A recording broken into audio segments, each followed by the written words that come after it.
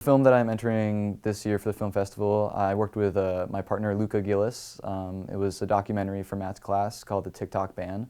And it was an archival documentary, which basically just means we couldn't film anything ourselves, but we recorded a voiceover and then gathered a bunch of archival assets, photos, and news clippings basically, that told the story of the banning of TikTok, the very brief banning of TikTok that happened.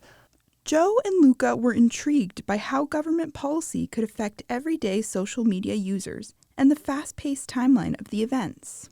But everything seemed to be happening really quickly, and I think that's reflected in our pacing of how we edited it and how the news clippings and archival assets come into play. My name is Matt McCormick. I'm an associate professor, and I've been at Gonzaga for 7 years. Because of Matt, the film festival has taken place every year since 2019, even happening during COVID over Zoom.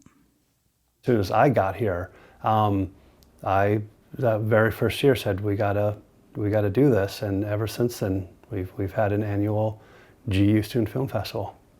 Knowing that it can always get better, it's really hard to think you're done with a project and then have someone say, "Oh, hey, actually, can you keep working on that?" But when you know that they're doing it for you, for your benefit, to make the film better and to make you a better filmmaker, it really helps to know that someone like Matt has your back like that. Joe's great. I've had him now for several classes over the years, and I really appreciate he brings a real creative eye to his projects, and he loves filmmaking, and it's just exciting for me to see that excitement in a student.